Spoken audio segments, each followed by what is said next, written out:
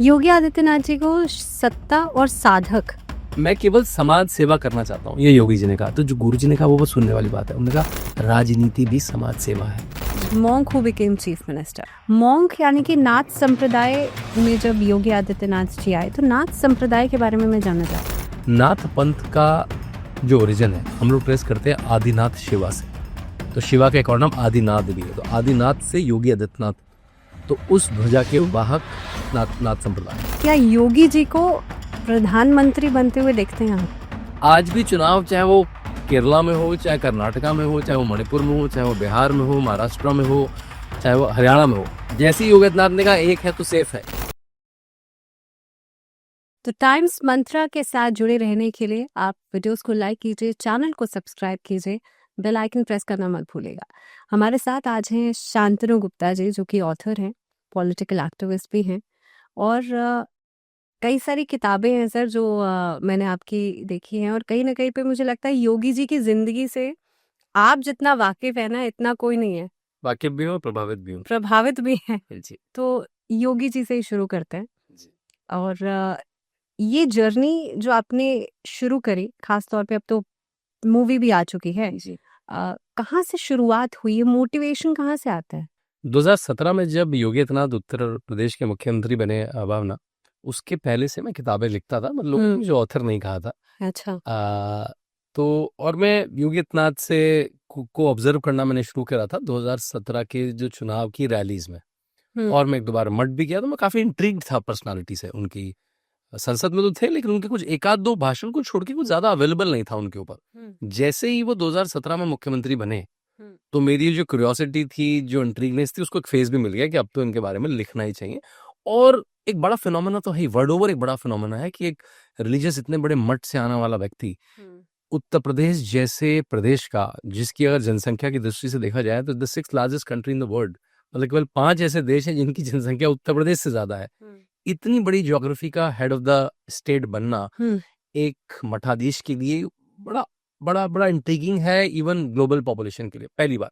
दूसरी बात, मुझे इंस्टिगेट करा न्यूयॉर्क टाइम्स ने, बीबीसी ने, इकोनॉमिस्ट ने, वॉशिंगटन पोस्ट ने। कैसे कि जैसे ही वो मुख्यमंत्री बने, I saw multiple vicious negative articles on him from this American publication, from this British publication. अच्छा। अब मैंने कहा भाई, अगर अमेरिकन पब्लिकेशन है तो प्रधानमंत्री के बारे में लिखे, अच्छा लिखे बुरा लिखे वो उसका मन है। लेकिन एक स्टेट के चीफ मिनिस्टर के बारे में इंटरनेशनल पब्लिकेशन क्यों लिख रहा है, इंटरनेशनल न्यूज़पेपर क्यों पब्लिश कर रहा है? हेडिंग्स क्या थी? Modi selected a cow loving chief minister, Modi selected a militant chief minister. New York times ने मिलिटेंट शब्द यूज करा। ओके। ऐसा केवल हुआ था नरेंद्र मोदी के बारे में।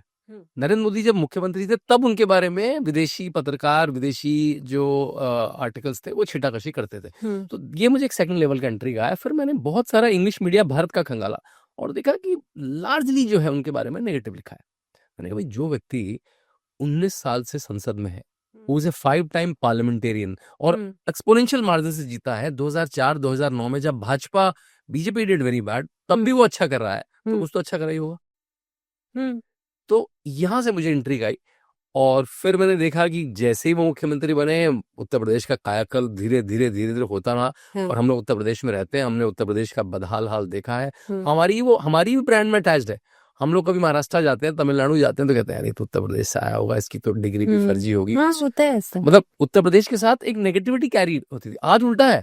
आज उत्तर प्रदेश से जाते हैं तो अच्छा, आप योगी आदित्यनाथ के उत्तर प्रदेश से आए, आप राम के प्रदेश से आए, आप कृष्ण के प्रदेश से आए। सो ये जो टर्न अराउंड हुआ, मुझे लगता है इसको डॉक्यूमेंट करना चाहिए। इसको इंग्लिश में डॉक्यूमेंट करना चाहिए, इसको तमिल में, तेलुगु में, उड़िया में, बंगाली में, मराठी में डॉक्यूमेंट करना चाहिए। और वहीं से ये जिज्ञासा शुरू हुई। लोग टॉपिक्स पे पीएचडी करते हैं, रिसर्च करते हैं, मेरा एक व्यक्ति पे रिसर्च है पिछले 8 साल से।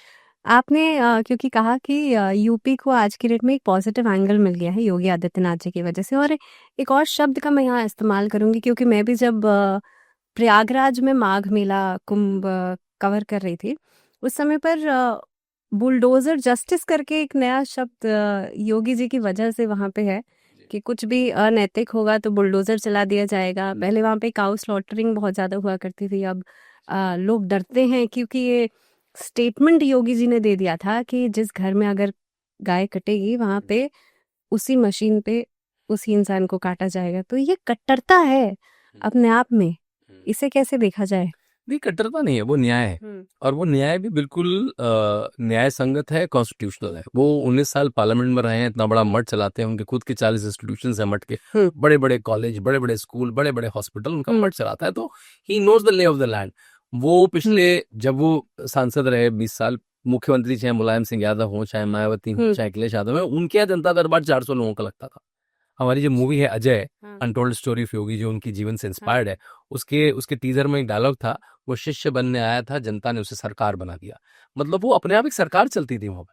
अच्छा।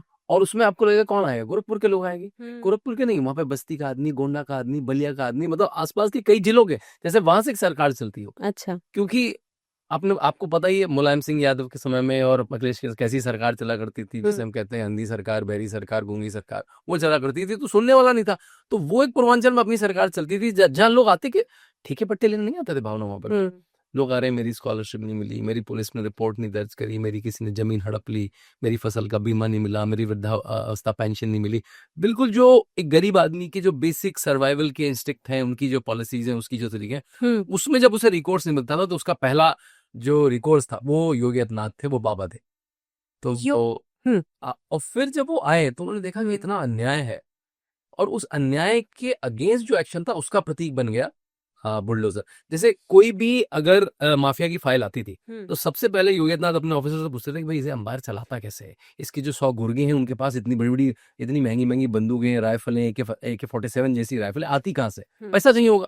तो बताया कि सर इसके 10 धंधे, इसका होटल है, इसका ये है, इसमें से लीगल कौन सा लीगल जमीन तो बना है, कौन सा इलीगल? सर बस एक लीगल है, बाकी तो सब इलीगल है। तो इनको कभी नोटिस गया है? सर नोटिस तो बहुत पहले भी गए, पिछली सरकारों में भी गए, लेकिन कुछ कार्रवाई सर नहीं हुई, बस एक नाम के नोटिस भेज दिया। तो बोले फिर लीगल क्या है? सर बस एक बार 15 दिन का आखिरी नोटिस देंगे, नोटिस चस्पा करेंगे, मतलब चिपकाएंगे, और उसके बाद तोड़ देंगे। तो किसी भी केस में कितने डिमोलिशन हुए, मतलब हजारों हेक्टेयर जमीन जो सरकार की थी, जो नजूल की थी, जो किसानों की थी, जो SC/ST की थी, जो किसी प्राइवेट व्यक्ति की थी, जो हड़पी हुई थी माफिया ने। और ये माफिया कौन है? जो विधानसभा और संसद में थे दूसरी पार्टियों से, उसमें मुख्तार अंसारी, अतीक अहमद जैसे लोग थे। और इनको जब छुड़ाया गया, तब वो जो एक्शन था वो बुलडोजर एक्शन बन गया। लेकिन वो बुलडोजर एक्शन था क्या? उनकी इकोनॉमिक स्पाइन को तोड़ना, उनकी इकोनॉमिक रीढ़ को तोड़ना, जिससे वो आगे अपना काम ना कर पाए। क्योंकि ये लोग तो जेलों से अपने अपने अपने अपनी संसद, अपनी शांति, अपने हरैकी चलाते थे, अपना अंपायर चलाते थे, और अब जेलों में दम तोड़ रहे हैं। योगी आदित्यनाथ जी को सत्ता और साधक ये कहा जा सकता है, क्योंकि नाथ संप्रदाय से आते हैं। नाथ संप्रदाय के ऊपर मैं आपसे बहुत अच्छे से बात करना चाहूंगी, क्योंकि जाहिर सी बात है, योगी आदित्यनाथ जी की अगर हम जर्नी को देखें तो हम नाथ संप्रदाय को समझे बिना वो नहीं समझ सकते। 4 सेक्शन है, उसमें एक सेक्शन ही पूरे उनके सन्यास और नाथ परंपरा पे है किताब। हाँ, लेकिन एक साधक सत्ता को अच्छे से संभाल सकता है कि नहीं, ये आपके नजर से कैसे समझ में आता है? देखिए, मैं फिर फिल्म पे जाऊंगा कि फिल्म के जो डायलॉग लिखे इसलिए जाते हैं जिससे वो अंदर तक जाएं और बैठ जाए।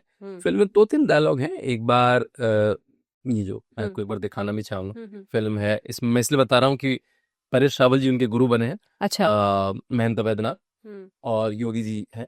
तो किताब में भी वो वर्णन है, इन किताब में थोड़ा सा वो एक एकेडमिक इंज है। जब आप उसे मूवी में डायलॉग के फॉर्म में सुनते हैं तो आपको आनंद आता है।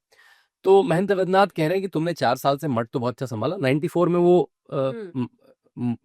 योगी जी मठ में आ गए थे, और 98 में उन्होंने पहला चुनाव लड़ा। मतलब 4 साल वो केवल मठ संभाल रहे थे। अच्छा।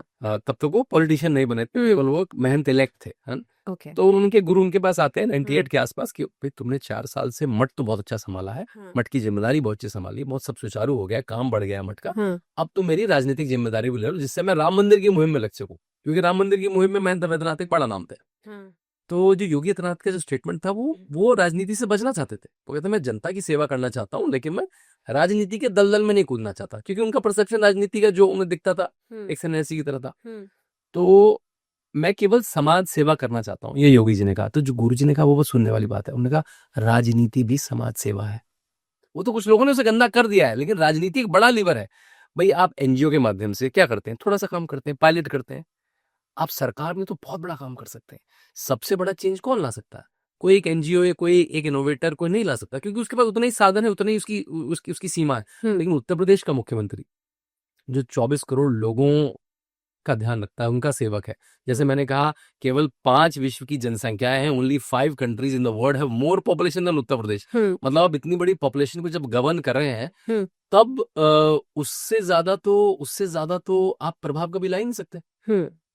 तो ये जो डायलॉग है पहला, जो मैंने कहा कि भाई राजनीति भी मानव सेवा है, जन सेवा है, एक है।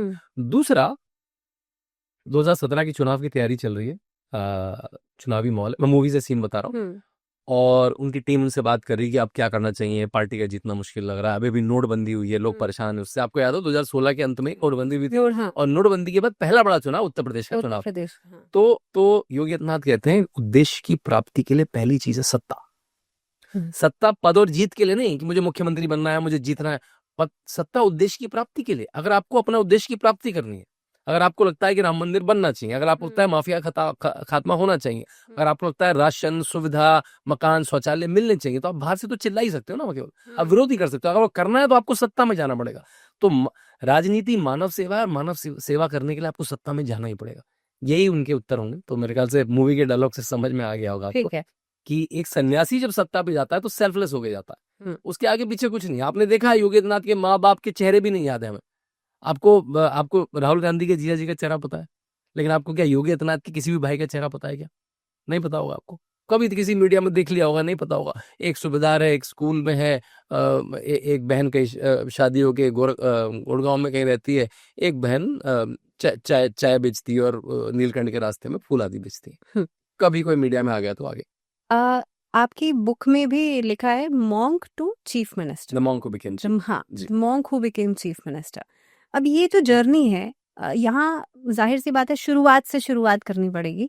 मॉन्क यानी कि नाथ संप्रदाय में जब योगी आदित्यनाथ जी आए, तो नाथ संप्रदाय के बारे में मैं जानना चाहती हूँ कि क्या है ये संप्रदाय। बहुत ही मिस्टीरियस सा संप्रदाय लगता है, और मैंने ये भी सुना है कि इस संप्रदाय से जुड़े लोग जो है वो कहीं ना कहीं पे तंत्र को बहुत ज्यादा साधते हैं, साधना उस तरह की करते हैं। जी, जो मेरे इस किताब के 4 सेक्शन है, एक उनका बचपन, एक उनकी कॉलेज की लाइफ, एक उनकी सांसदी, एक उनका, और एक उनका सन्यास का काल, कि उन्होंने सन्यास क्यों लिया, सन्यास क्या है, नाथ पंथ, मठ क्या क्या करता है। तो मैं उस पर बात करना चाहूंगा। नाथ पंथ का जो ओरिजिन है, हम लोग ट्रेस करते हैं आदिनाथ शिवा से। तो शिवा का एक और नाम आदिनाथ भी है, तो आदिनाथ से योगी आदित्यनाथ, तो उस ध्वजा के वाहक नाथ संप्रदाय है। उसको जो एक संप्रदाय का रूप दिया वो गुरु गोरक्षनाथ ने दिया। फिर गुरु मत्स्येन नाथ आए, इनके ही दादा गुरु दिग्विजय नाथ, गुरु महंत अवैधनाथ, योगी आदित्यनाथ।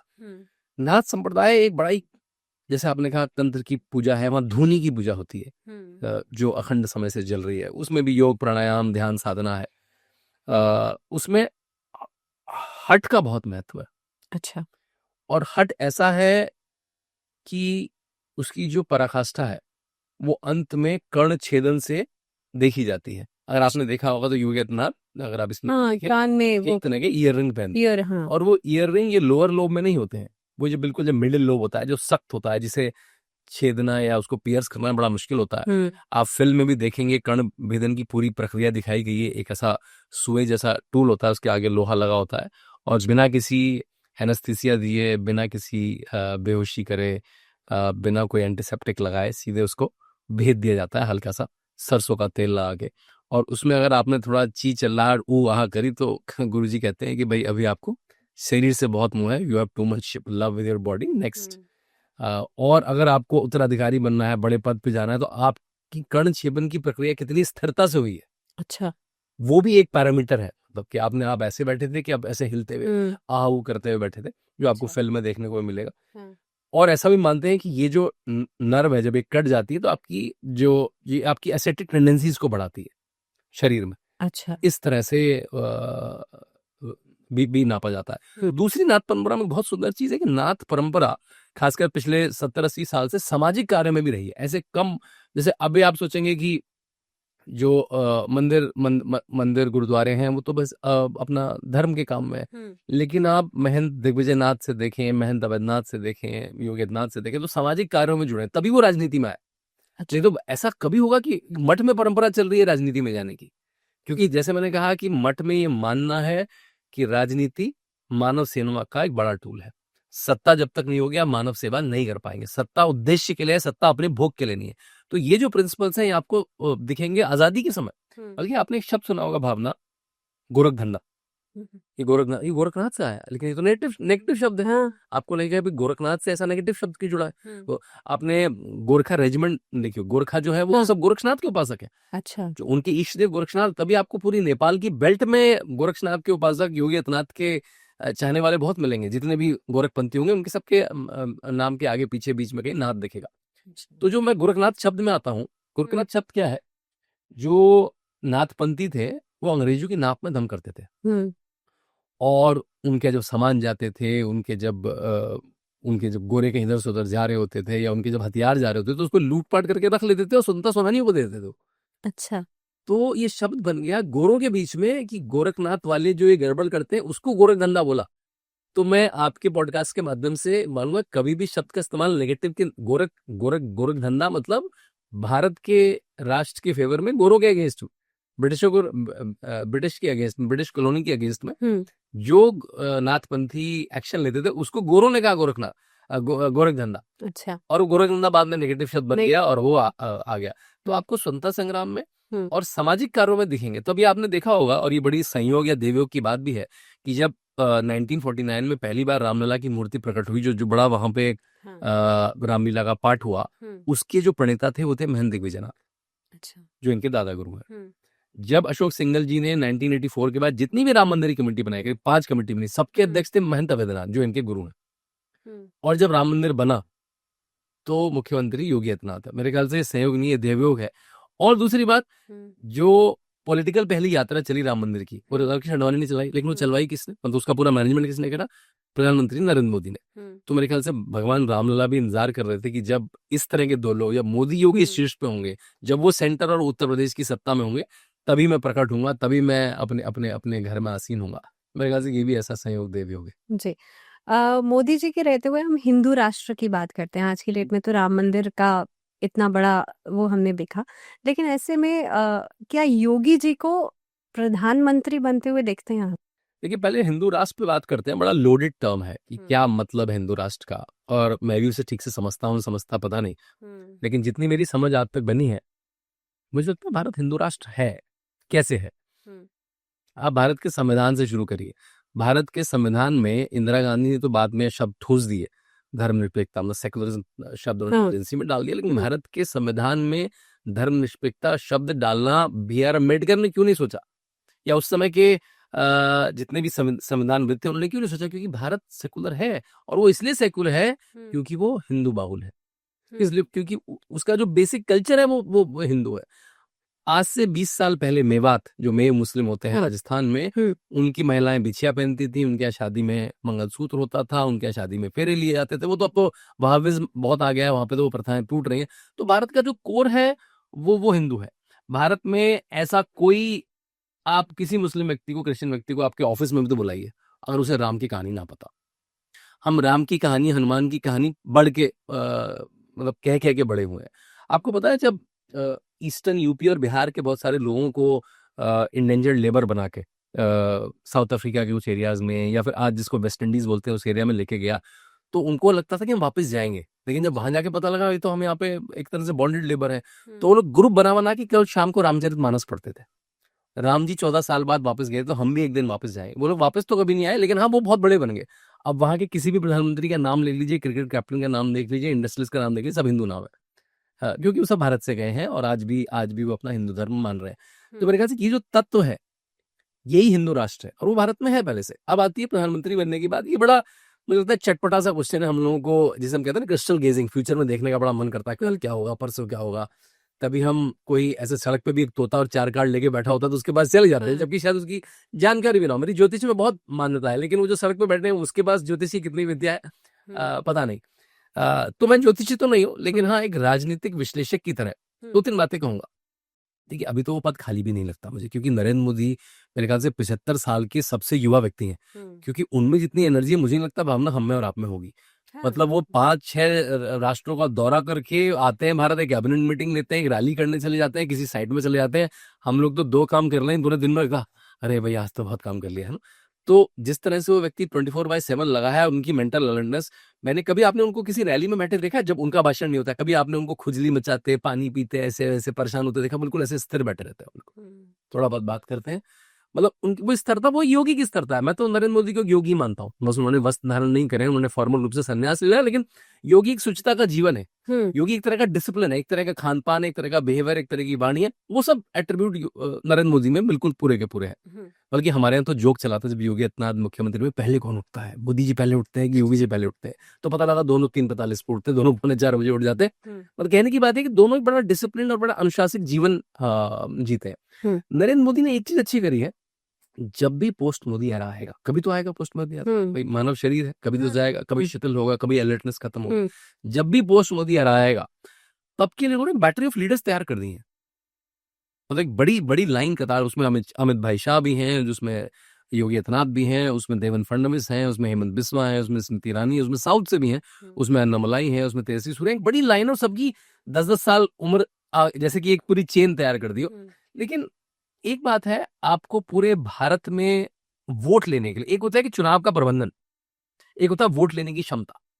तो वोट लेने की क्षमता मुझे लगता है योगी आदित्यनाथ में है, क्योंकि आज भी चुनाव, चाहे वो केरला में हो, चाहे कर्नाटका में हो, चाहे वो मणिपुर में हो, चाहे वो बिहार में हो, महाराष्ट्र में हो, चाहे वो हरियाणा में हो, जैसे ही योगी आदित्यनाथ ने कहा एक है तो सेफ है, एक है तो नेक है, कटोगे तो बटोगे, वो नारा बन गया, चुनावी नारा बन गया, वो पोस्टर बन गए, वो टी शर्टें बन गई, वो एक वो बाइकों के पीछे स्टिकर छपने लगे, कटोगे तो बटोगे। उस तरह का भारत के अभी तक के 70 साल के इतिहास में उस तरह की अगर फैन फॉलोइंग रही है तो ये तो जवाहरलाल नेहरू की रही है, वो तब जब कोई अपोजिशन नहीं था। फिर इंदिरा गांधी की रही, फिर अटल बिहारी वाजपेयी की रही, फिर नरेंद्र मोदी की रही, अब योगी आदित्यनाथ की दिखती है। तो उस छवि से आपका है कि वो मुझे लगता है कि बड़ा रोल तो भारतीय राजनीति में ले रही है।